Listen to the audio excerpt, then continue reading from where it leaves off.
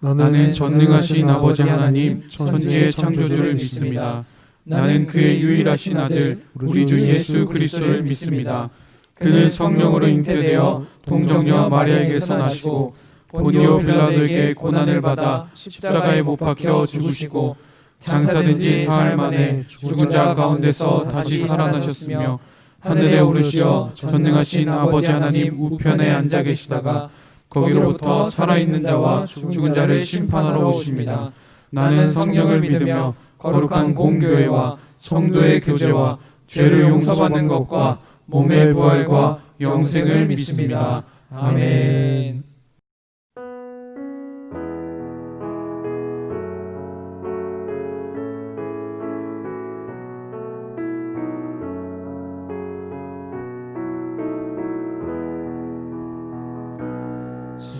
진정한 예배가 숨쉬는 교회 주님이 주인 되시는 교회 믿음의 기도가 쌓이는 교회 최고의 찬양을 드리는 교회 말씀이 살아 움직이는 교회 성도의 사랑이 넘치는 교회 섬김과 헌신이 기쁨이 되어 열매 맺는 아름다운 교회 주님의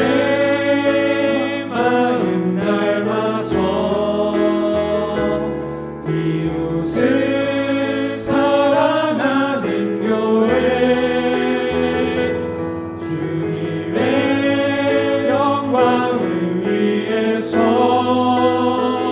빛 대신 주님 전하는 교회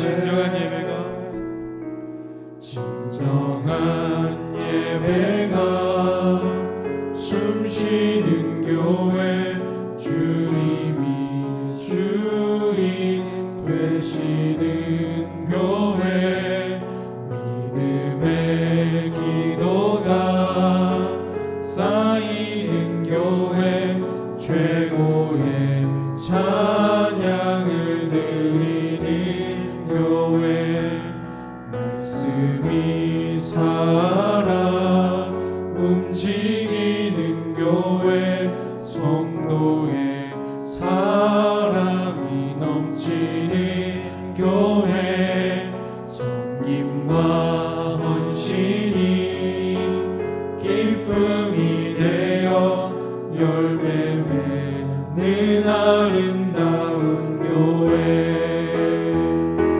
주님의 마음 닮아서 이웃을 사랑하는 교회 주님의 영광을 위해서 빛 대신 주님 전하는 교회 주님의 마음 닮아서 주님의 마음 닮아서 이웃을 사랑하는 교회 주님의 영광을 위해서 빛 대신 주님 전하는 교회 사랑의 불꽃이 활짝 피어나 날마다 사랑에 빠지는 교회 주께서 사랑하는 우리 교회가 이런 교회 되게 하소서.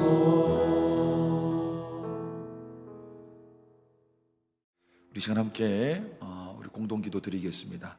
우리 화면을 보시고 믿음으로 선포하며 기도합니다. 새일의 새벽 기도를 통해 일하실 주님을 기대하게 하소서. 세일의 새벽 기도를 통해 한 해의 마무리와 시작을 주님 앞에 엎드릴 수 있게 하소서. 많은 성도들과 다음 세대가 참여할 수 있도록 마음의 문을 열어 주소서.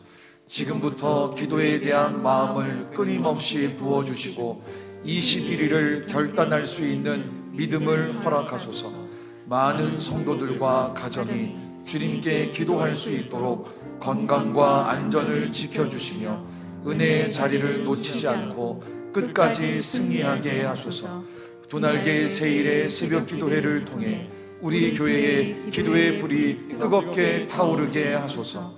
말씀을 선포하시는 담임 목사님의 영육을 강건하게 하시고 성령의 기름 부으심과 은혜가 넘치게 하소서. 선포되는 말씀을 나에게 주시는 말씀으로 받아 삶 속에 100배로 열매 맺게 하소서. 세일의 새벽 기도회 예배팀과 함께 하셔서 지치지 않게 하시고 성령의 임재가 가득하게 하소서. 세일의 새벽 기도회를 통해 모두가 성령의 뜨거운 임재를 경험하게 하소서. 세일의 새벽 기도회를 통해 모든 성도들이 살아계신 하나님, 크게 역사하시는 하나님을 만나게 하소서. 두 날개의 세일의 새벽 기도회에 기도의 불이 뜨겁게 타오르게 하소서. 주님의 교회인 모든 성도가 치유되고 회복되어 힘차게 일어나 모든 세대가 부흥을 경험하게 하소서. 복음의 절대 능력과 제자 삼는 세계 비전으로 우리 교회가 더욱 두 날개로 날아오르는 건강한 교회가 되게 하소서. 하나님께서 주신 사명과 비전을 발견하고 반드시 이루게 하소서. 같은 말, 같은 마음, 같은 뜻으로 하나 되어 같은 열매를 풍성히 맺게 하소서. 2021 두 날개 국제 컨퍼런스에 우리 성도들이 많이 참석하여 큰 은혜와 변화를 받아 더욱 건강한 교회로 부흥하게 하소서. 예수님의 이름으로 기도드립니다. 아멘. 하나님께서 오늘 우리에게 주신 말씀은 누가복음 15장 11절에서 32절까지입니다. 우리 누가복음 15장 11절에서 32절까지입니다. 우리 같이 봉독하겠습니다. 또 이르시되 어떤 사람에게 두 아들이 있는데 그 둘째가 아버지에게 말하되 아버지여 재산 중에서 내게 돌아올 분깃을 내게 주소서 하는지라. 아버지가 그 살림을 각각 나누어 주었더니 그 며칠이 안 되어 둘째 아들이 재물을 다 모아 가지고 먼 나라에 가 거기서 허랑방탕하여 그 재산을 낭비하더니 다 없앤 후 그 나라에 크게 흉년이 들어 그가 비로소 궁핍한지라. 가서 그 나라 백성 중 한 사람에게 붙여 사니 그가 그를 들로 보내어 돼지를 치게 하였는데 그가 돼지 먹는 쥐염 열매로 배를 채우고자 하되 주는 자가 없는지라. 이에 스스로 돌이켜 이르되 내 아버지에게는 양식이 풍족한 품꾼이 얼마나 많은가. 나는 여기서 줄여 죽는구나. 내가 일어나 아버지께 가서 이르기를 아버지 내가 하늘과 아버지께 죄를 지었사오니 지금부터는 아버지의 아들이라 일컬음을 감당하지 못하겠나이다.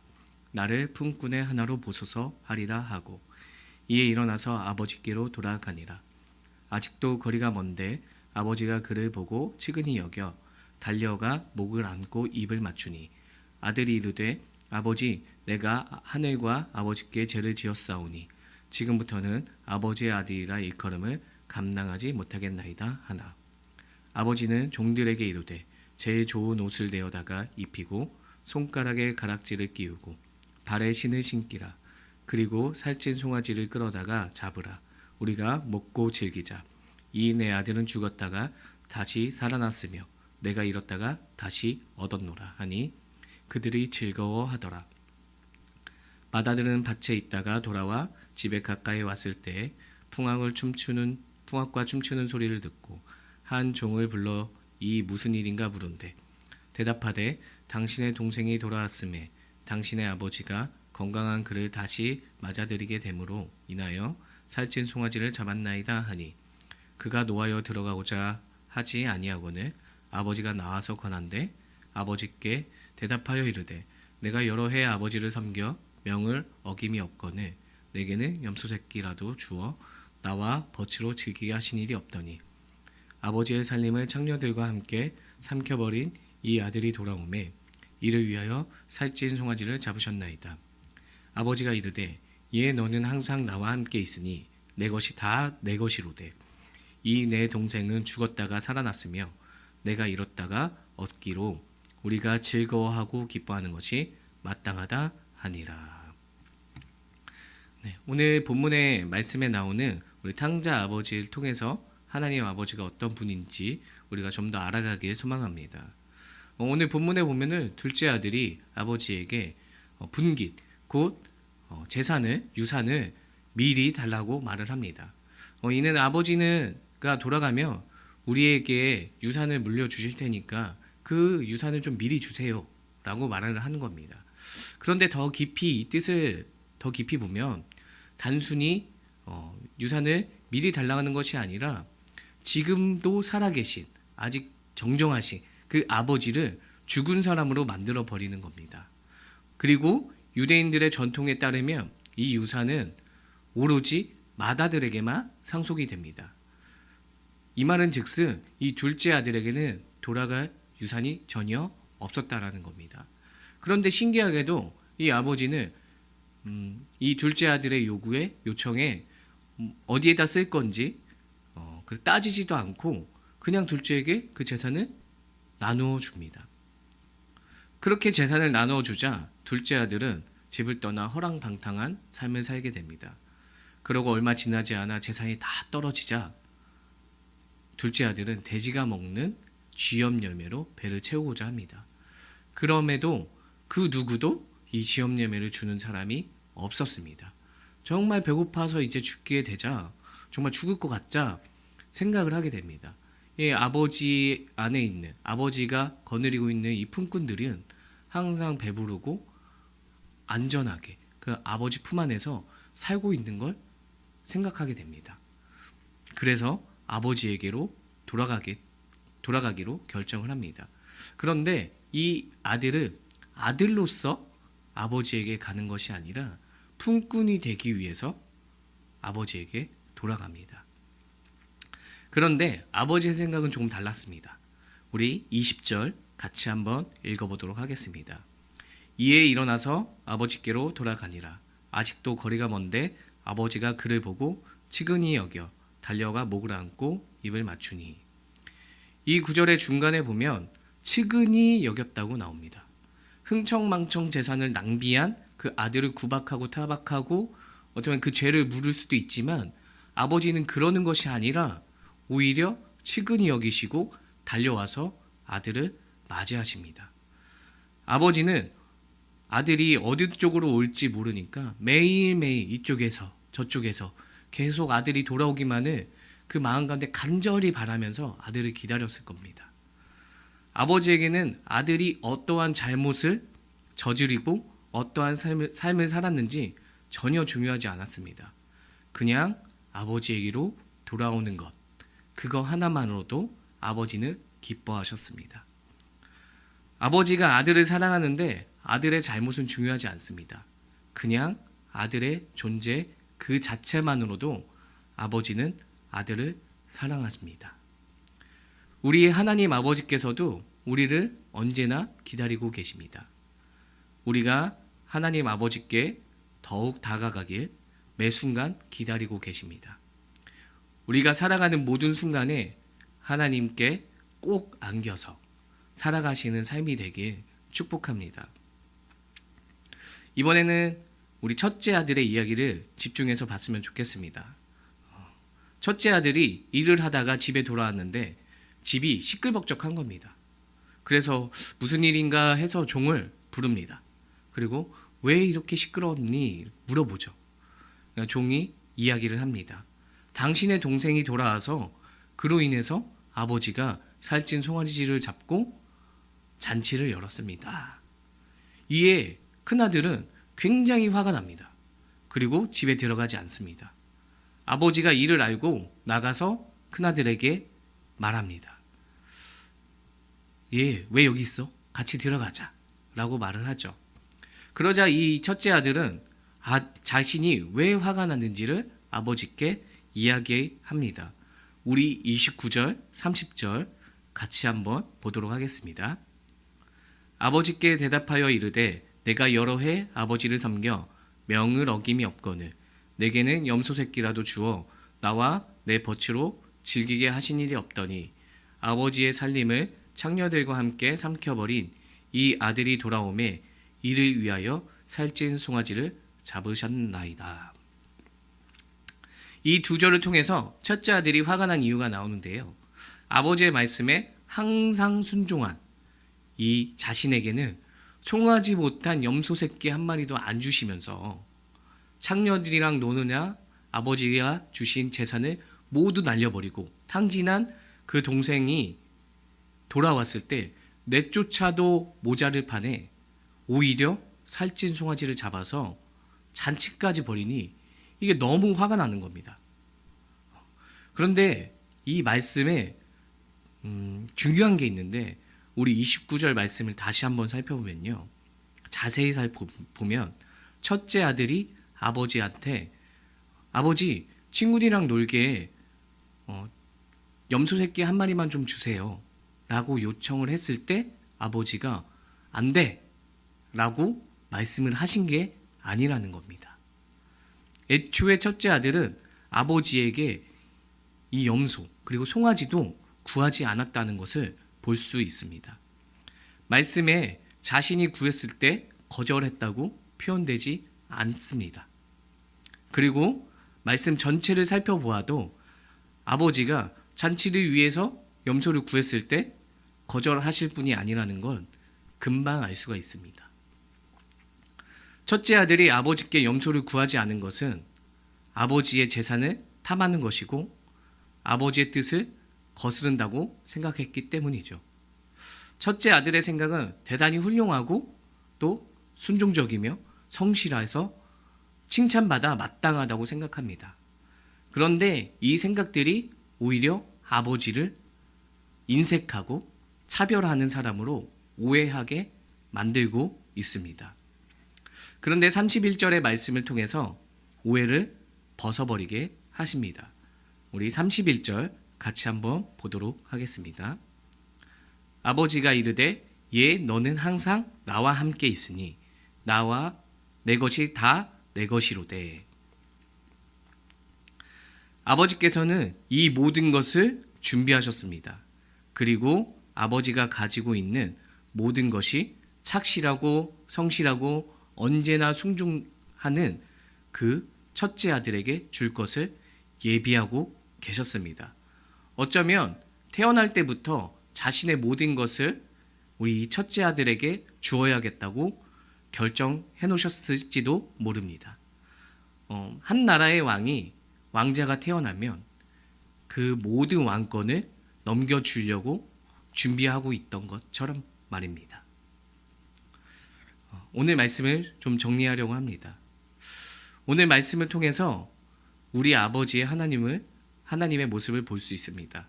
하나님께서는 이미 우리 기도에 응답하길 원하시고 이미 우리를 향한 많은 계획, 많은 축복, 선물들을 준비하고 계십니다. 우리가 어떤 모습이든 사랑하시고 들어주길 원하십니다. 그런데 하나님의 놀라운 계획, 축복, 이 은혜를, 선물을 받는 내가 준비되어 있는지 한번 돌이켜 보아야 합니다. 우리는 둘째 아들을 통해서 하나님이 조건 없이 주시는 선물이 우리에게 모두 유익하지 않다라는 걸 보게 됩니다. 그 하나님의 계획에 또 축복에 동참하기 위해서는 우리가 먼저 준비가 되어야 합니다.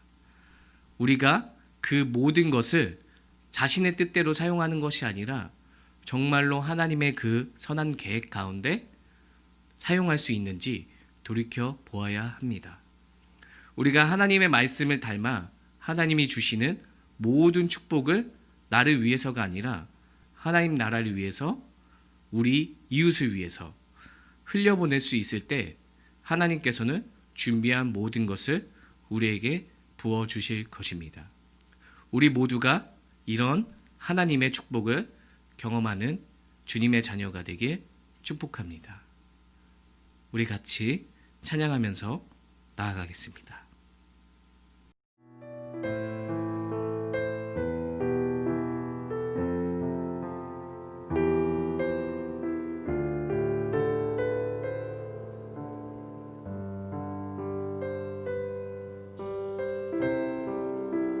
말씀 앞에서 경외함으로 주께 홀로 섭니다. 생명의 말씀 읽고 순종해 주를 예배합니다. 말씀 앞에서 경외함으로 주께 홀로 섭니다. 생명의 말씀 읽고 순종해 주를 예배합니다. 기록된 말씀